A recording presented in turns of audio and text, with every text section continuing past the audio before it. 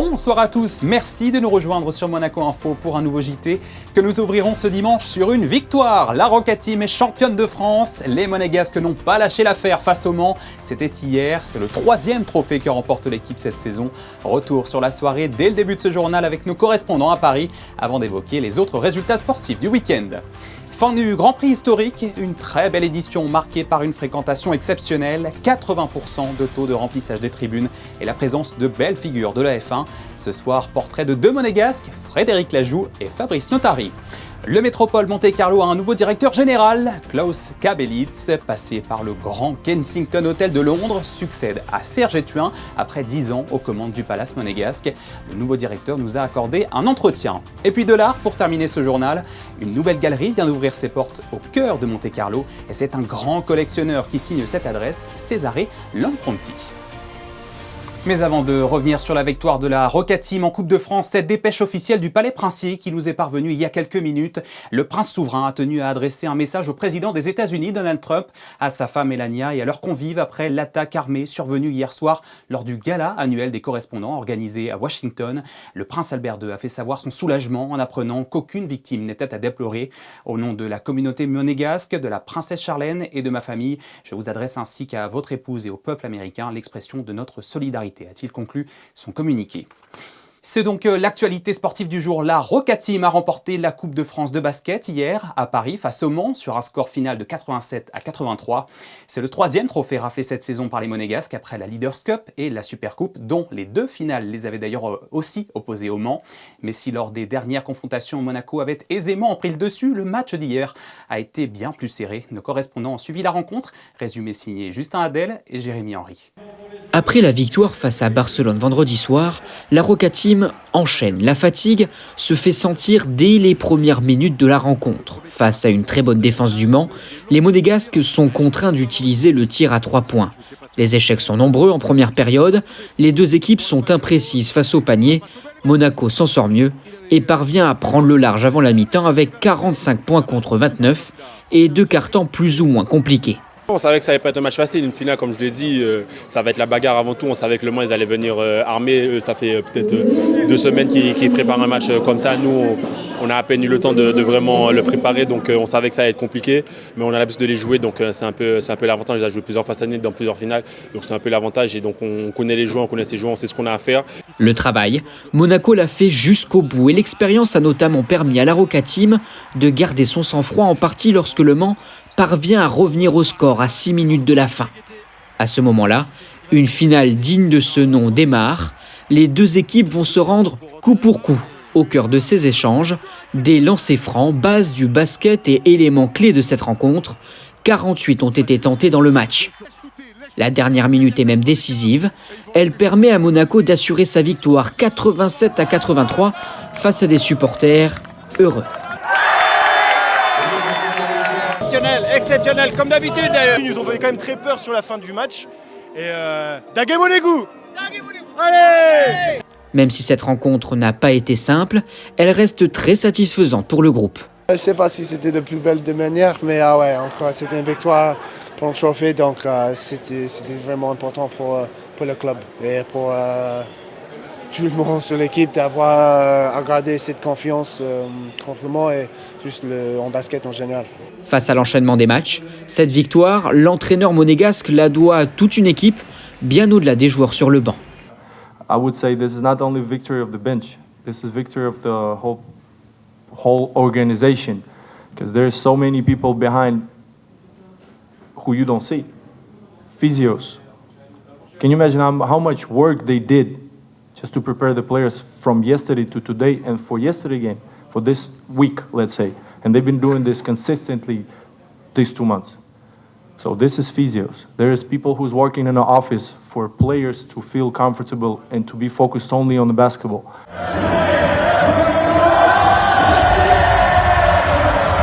La Roca Team a désormais quelques jours de repos partiel avant l'Euroleague et le premier match des playoffs mardi face à l'Olympiakos. Voilà, bravo à la Rocket Team. En football, un peu plus compliqué pour Monaco en Ligue 1. Match nul 2-2 face à Toulouse hier pour la 31e journée. Plombé par un précédent gros revers face au Paris FC et un autre match nul face à Auxerre, les Monégasques n'ont pas réussi à venir à bout de l'adversaire sur sa pelouse. Pourtant épaulés par le retour de Paul Pogba, acclamé encore sur la pelouse, ils se sont vite laissés rattraper dans la dernière ligne droite. La Ligue des Champions est encore un peu loin pour les hommes de Sébastien Pocognoli qui reste tout de même 7e au classement de la Ligue 1 pour le moment. Prochain rendez-vous samedi 2 mai face à Metz, l'un des 3 derniers matchs décisifs pour la compétition européenne. Prenons la direction de l'Espagne. En tennis, cette fois, Valentin Vachereau et Romain Arneaudo se qualifient quant à eux pour les 8e de finale de l'Open de Madrid. Les deux Monégasques ont tenu bon face à la paire Granollers-Ceballos en 3-7, 2-6, 6-1, 10-6. Belle performance après la déception en simple pour Vachereau. Allez, retour sur le Grand Prix historique à présent, qui vient de se terminer. Ce soir, nous vous proposons de partir à la rencontre de 2 pilotes monégasques, évidemment présents ce week-end. 2 parcours singuliers, 2 façons d'apprivoiser les circuits et surtout de faire rayonner la principauté bien au-delà de ses frontières. Portrait signé Vanessa Dessy, Alexandra Paolini et Camille Caloni. Pilote respecté, Frédéric Lajou trace sa route entre circuits historiques et compétitions modernes. Au volant de sa Surtees TS19 de 1976, machine rare au caractère brut, il compose avec une mécanique exigeante qui ne laisse aucune place à l'improvisation. Il y a 2 ans, le pilote annonce raccrocher le casque, mais la vie en a décidé autrement. Non, c'est une opportunité en fait. Mon partenaire a souhaité racheter la F1 avec laquelle j'avais roulé il y a 2 ans. Et il m'a dit mais si je l'achète, il va falloir que tu roules dedans, quoi. Donc j'ai réfléchi un petit moment. Bon, j'ai dit d'accord, allez. C'est la passion, hein, c'est la passion. Et puis c'est le fait de rouler dans une F1. Il y a des millions de gens qui voudraient être à ma place aujourd'hui. En plus à Monaco sur un circuit aussi mythique et en tenant compte du fait que c'est chez moi, que c'est ma ville, que j'y roule tous les jours en scooter et non, il n'y a pas de mots pour expliquer ça. Figure monégasque du sport automobile, Fabrice Notari s'inscrit dans la tradition locale. Fidèle au rendez-vous du calendrier, il construit son parcours dans la passion, au plus près de la performance. Sur la piste, son pilotage précis et engagé reflète une connaissance fine du tracé. Aujourd'hui, particulièrement, c'est mon anniversaire, donc je me fais un beau cadeau d'anniversaire. Mais voilà, donc c'est surtout la différence de pouvoir, quand on prend pas le bus comme tous les jours, de pouvoir rouler à 250 km/h. Donc c'est vraiment un grand plaisir. C'est un circuit mythique. Il y a tellement plein de choses qui font revivre de notre jeunesse, de toutes les courses qu'on a vues depuis qu'on est tout petit. Donc c'est vraiment un grand moment. C'est une voiture 1973 qui a appartenu, c'est une des dernières voitures que Graham Hill a conduite. Graham Hill, c'est pour moi le plus grand pilote puisqu'il a gagné les 3 grandes épreuves mythiques, Monaco, 24 heures du Mans et Indianapolis. Et je le voyais quand j'étais tout petit passer devant la maison, donc voilà, c'est un accomplissement. Un rendez-vous à part où l'émotion dépasse la performance. Pour les pilotes locaux, courir à Monaco reste avant tout une histoire de cœur, entre exigence sportive et fierté de représenter ses terres. En Italie, fin de parcours pour Maxime Nocher et sa coéquipière au Bundencan sur le lac de Côme. Les 2 pilotes sont arrivés 6e en finale de l'E1 Series à bord de leur bateau électrique hier, après seulement 2 courses du championnat pour leur nouvelle écurie. Très beau parcours et bel esprit d'équipe jusqu'en finale. Je vous propose d'écouter la réaction de Maxime Nocher à l'issue de cette finale. On a fait vraiment une bonne journée en général. On a fait 2 finales très belles. Oban a super bien conduit. Et j'ai limité la casse, on va dire, même s'il y a eu beaucoup de contacts dans ma race. Le bateau est en vie, pas trop de bobos, du coup c'est assez chouette. Quand on regarde notre week-end, on a fait vraiment de belles choses. On est parti d'être presque dernier à faire 2 finales. On n'aurait pas pu rêver mieux. On va prendre toutes les datas pour essayer de comprendre qu'est-ce qu'on a mal fait aujourd'hui et pour arriver plus fort à Dubrovnik. C'est un palace emblématique de Monaco situé à quelques pas de la place du Casino. L'hôtel Métropole Monte-Carlo a annoncé cette semaine la nomination de son nouveau directeur général. Klaus Kabelitz succède à Serge Étuin qui a dirigé l'établissement pendant plus de 10 ans. À cette occasion, le nouveau directeur général était notre invité cette semaine, interrogé par Fabien Bonilla. Bonsoir. Désormais, vous allez mettre votre expertise au service de l'hôtel Métropole Monte-Carlo. Qu'est-ce que cela représente pour vous de rejoindre cette adresse emblématique ?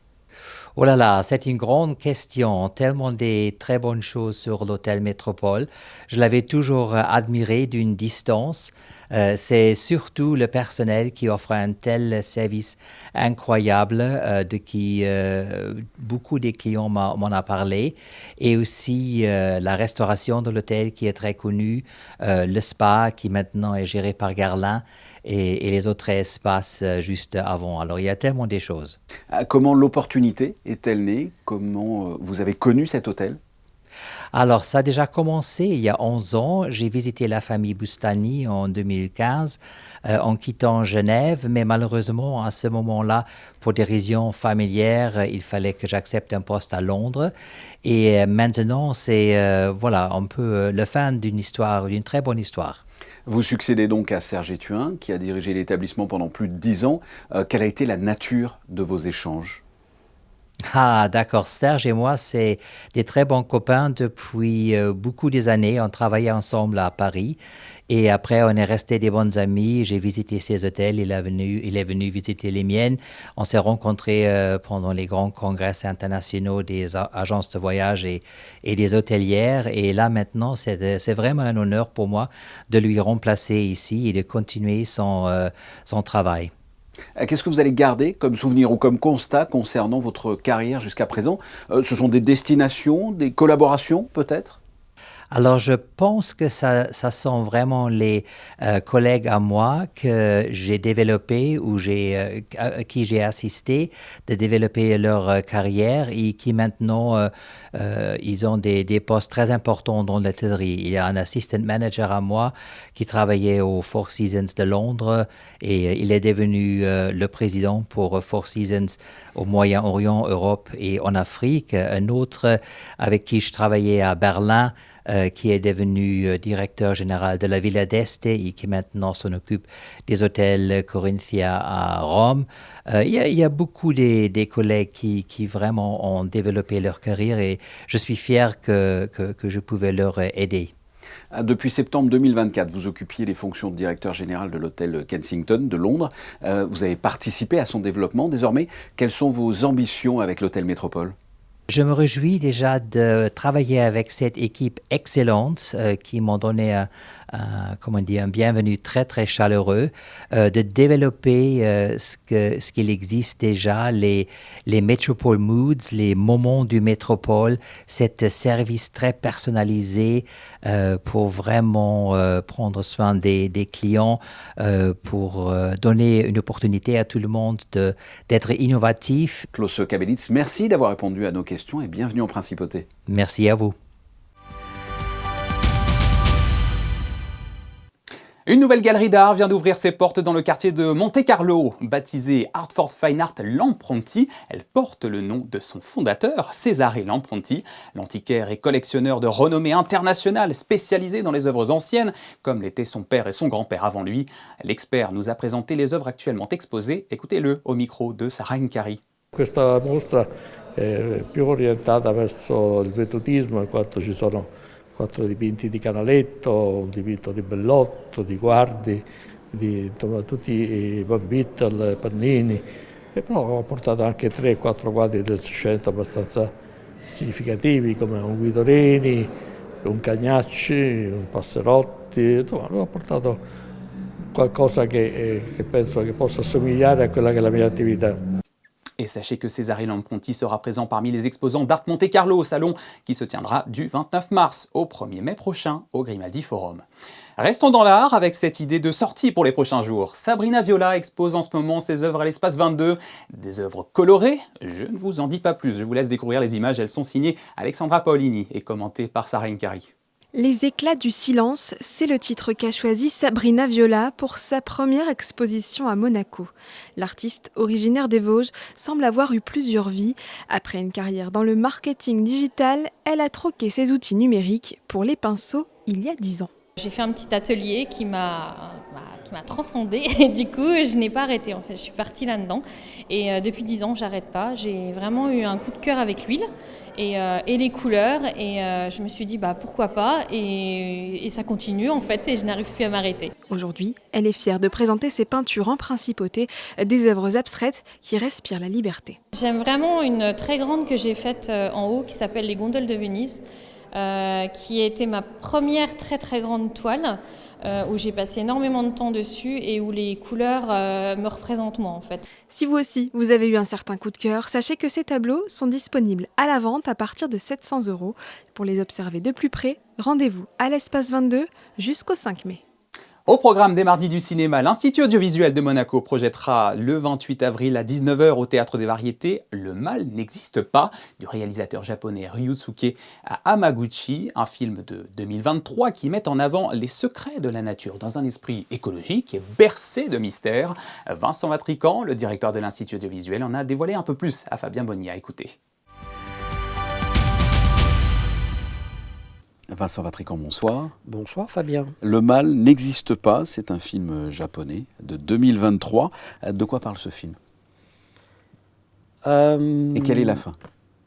Non, alors justement, Fabien, je ne raconterai pas la fin, qu'il faut laisser, comme je crois le cinéaste l'a souhaité, chacun ouverte. Voilà, c'est ça.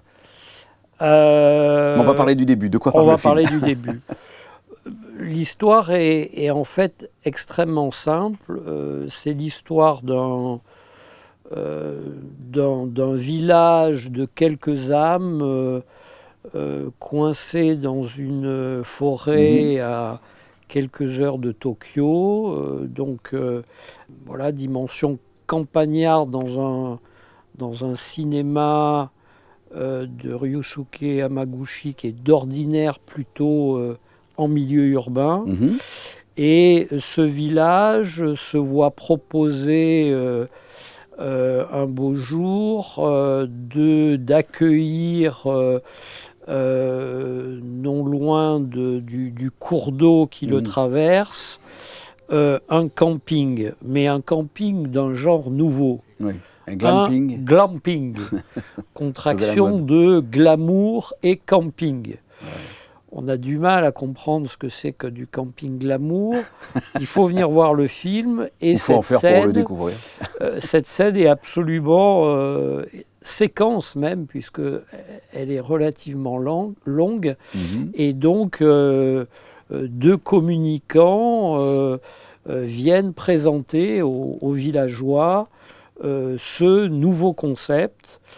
Les villageois ne tardant pas à se poser les bonnes questions, à savoir mais comment ce camping va pouvoir s'installer, comment va-t-il pouvoir avoir l'eau, l'électricité, comment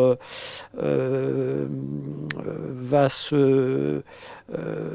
s'effectuer la collecte des ordures, le rejet des eaux usées. Et évidemment, il pense très tôt que le cours d'eau va être touché, la nappe phréatique, etc., etc. Est-ce que l'on peut dire que c'est un film naturaliste sur la nature ?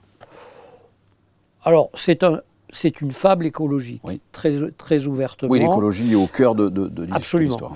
Je voudrais que l'on parle du réalisateur, donc vous l'avez déjà évoqué, Hamaguchi. C'est un pur réalisateur de festival. Il a obtenu des prix à Berlin, à Venise, Cannes, un Oscar. C'est un réalisateur de festival. Je ne sais pas si on peut dire ça comme ça. Souvent, les réalisateurs de festival, où ils sont primés et mis en valeur, pas n'importe quel festival. Oui. Vous les avez cités, Venise, Berlin, Cannes, enfin c'est le trio majeur. Oui. Deviennent, pour la plupart, les cinéastes incontournables de demain. Donc Hamaguchi est à mes yeux sans doute un des plus grands cinéastes japonais, si ce n'est le plus grand aujourd'hui. Très bien, allons voir Le mal n'existe pas, vous êtes d'accord avec moi ? Ah oui, on y court. Merci Vincent. Merci Fabien. グランピング場の予定地、あそこは鹿の通り道なんだ。会の人が野生の動物と近くで触れ合えることってないし。銃声。 Voilà pour toute l'actualité de ce dimanche, c'est la fin de ce journal. Merci à vous de l'avoir suivi et merci pour votre fidélité à notre antenne tout au long de ce week-end historique. Dans un instant, la météo de Sarah Nkari, ensuite Yann Anthony Nogues pour 19h dimanche. Demain, ne manquez pas le nouvel épisode du podcast. Geneviève Berthy recevra l'abbé Benard qui reviendra notamment sur l'exceptionnelle visite apostolique du pape Léon XIV à Monaco il y a un mois environ. Et à 19h demain, Émilie Rousseau vous accueillera pour un nouveau JT. Passez une très belle soirée sur Monaco Info et je vous dis à lundi prochain.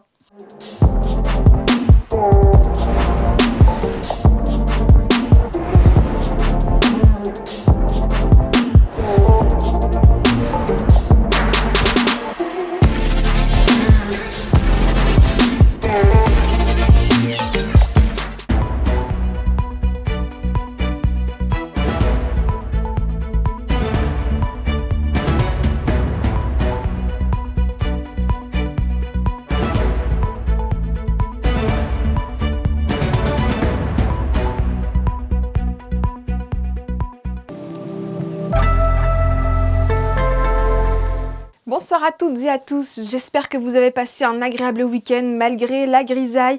Grisaille qui continuera de nous accompagner en début de semaine. Ce soir, les Alpes-Maritimes sont placées en vigilance jaune orage, mais le département devrait repasser au vert à 21h. Concernant les températures, on tourne la page de la chaleur avec une maximale demain de 14 degrés le matin et de 18 l'après-midi. Nous fêterons ce lundi la Sainte Zita, une sainte italienne du XIIIe siècle. Voilà pour le point météo, je vous souhaite une très belle soirée avec nous sur Monaco Info.